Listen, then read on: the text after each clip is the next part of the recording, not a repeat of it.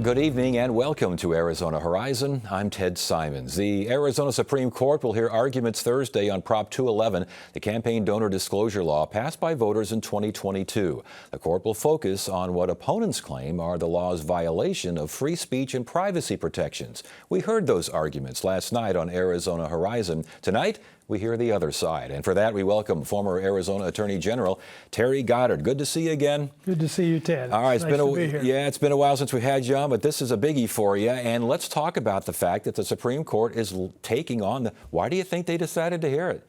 Well, what they said was they wanted to be sure that the Arizona Constitution, which has a broader definition of free speech, didn't impose a different standard than all the courts that have heard this challenge before have imposed. So that's the question that they've raised. And, you know, I'm just sorry that the dark money apologists that you had on last night refused to have a joint session with me so we could actually discuss these issues so people could hear the back and forth. So well, we got to work through you. Yeah, I was going to say, I'll do my best to wear the different hat here. But basically what they're saying is that the law, it's an anti-privacy law and that it undermines freedom. How do you respond? We spent 4 different elections to get what became Proposition 211 on the ballot. Thousands of hours of people passing petitions and trying to get on the ballot. We had some bad breaks, but we finally got it in 2022, and it passed by 72%. The radically divided Arizona said, yes, we think voters should have the right to know who it is that's trying to convince us to go one way or the other in an election. That right to know is the important thing.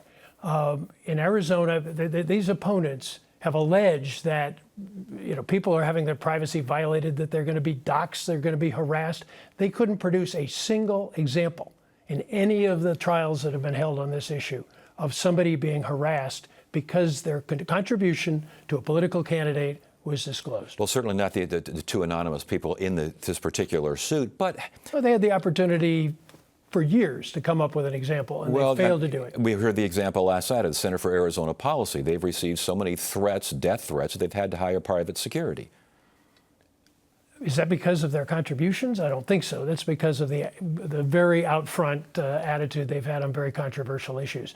The issue here is, do the voters have a right to know who it is that's behind the ads? And here in Arizona, we know how much it costs us when we don't know, because a dark money operation basically elected 2 people in 2014 to the Arizona Corporation Commission, and they raised the rates. And that was a direct result of the fact that dark money supported those 2 candidates. And Arizonans want to change that. They believe that this is something that they ought to know, and they have a right to know it. And the Supreme Court over and over again has affirmed that right. They basically said that contributions to a political campaign are not classic speech, and the voters' right to know is more important. That comes out of Citizens United, the case that's usually cited for corporate hegemony. But this particular case, how is it not a case of donor privacy? Well, it isn't. It isn't. And the same Constitution that Judge Gould and others have been saying is the reason that we should take special care, that Constitution directed the Arizona legislature to pass a Disclosure Act. In other words, the free speech provision that they're relying on was the same people who wrote that also directed the Arizona legislature to say, if you're going to contribute to a political campaign, we need to know who you are. That's been there since 1912, from then until the present. So millions of Arizonans have contributed to political campaigns.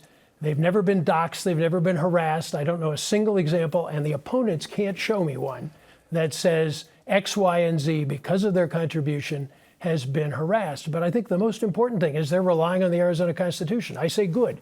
Look to the Arizona Constitution, the same Constitution that required disclosure of political contribution sources. And yet Judge Gould last night said that the Arizona Constitution has a stronger free speech and privacy protection than even the U.S. Constitution. Yes, it does. And free speech... And he says it applies here. This does not apply because, we've had one judge after another hear this case and said, no, that's not the voters' right to know is the thing that's important here. And then you have the same not legislature, but the same constitutional convention that passed that free speech, which is, I've got it right here, but I'm sure you heard it last night. It basically puts it in the positive. In other words, the Constitution of the United States says the negative: Congress shall enact no laws. The Arizona Constitution says every person may speak freely, and they have the opportunity to speak freely. This does not stop that. And there's one other thing that I'm sure he didn't mention, and that is Prop 211. The law in Arizona today for disclosure says that if you're worried that you might be harmed in some way because of the disclosure of your name, because of your contribution, you can opt out. You can simply tell the organization that you've given the money to that you'd rather not have the money go for political ads. Now, it's the only thing that Prop 211 applies to. It's not the activities of the nonprofit. It's not the broad, all the other things that they do. It's only when they buy a political ad and put it on the air. So it's those contributors that we're asking to be disclosed. And that's not everybody. And so when the other side says that this is simply, Prop 211 was simply an attempt to muzzle political opposition, you say nonsense. And that's why 72% of the Arizona voters said, yes, we want to have that right. We think it's important. Republicans, Democrats, liberals, conservatives have all said this is just a basic part of knowing how to vote. In other words, how can you make a knowledgeable vote? And I go back to the 2014 election when Arizona voters didn't know that their major utility was behind two candidates because it was all dark money. And they voted those people into office, and they turned around and took millions of dollars out of our pocket. Can a chilling effect, though, I know you don't see a chilling effect here, but let's say we see a little frost here on the edges here. Can a chilling effect equal retaliation in the eyes of the law? No chilling effect. Never been shown. 1912 was the beginning of disclosure in Arizona. So show me an example, please, of somebody whose activities were somehow curtailed because they made a political contribution. It hasn't happened, and I think that's the first step here. The second part is, are the opponents here trying to say? They never challenge the fact that you and I, when we make a political contribution, have always had to disclose our name, our address, and the name of our employer. That's been the law. Nobody's challenged that.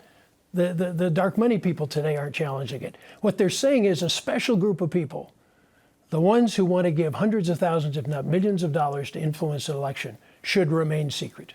It's not everybody's right that they're fighting for. It's for a very small group of very wealthy folks who form 501c3 and C4 nonprofits, and then they go out and hide their identity. And I was going to ask about that because we're running out of time here. So last question here, close to the last question. Is this statute too broad? Does it sweep too many people in? Absolutely not. I mean, it is very carefully tailored. I know he's talking about the Banta case in California, which did sweep too many people in. It said every nonprofit has to disclose all its donors all the time. We're not that way. Prop 211 basically says the only contributors that are going to be disclosed give over $5,000. So that cuts an awful lot of people out. The second part is they have the opportunity to opt out. In other words, if they don't want to be disclosed, they can tell the organization that they're contributing to, no, I'm not going to do that because I'm worried about it. So their name is never disclosed. So I think we've covered ourselves very carefully. It's a very precise statute, and it has no connection with the California case that he was talking about. Former Arizona Attorney General Terry Goddard, good to have you here. Thank you so much for allowing me to wear the hat over here. Pleasure to be here. Good conversation. For conveying the arguments that they should have been here to bring up themselves. All right. They were not. Thank you, Terry. Cowardice is not virtue. All right. Thank you. Thank you, sir.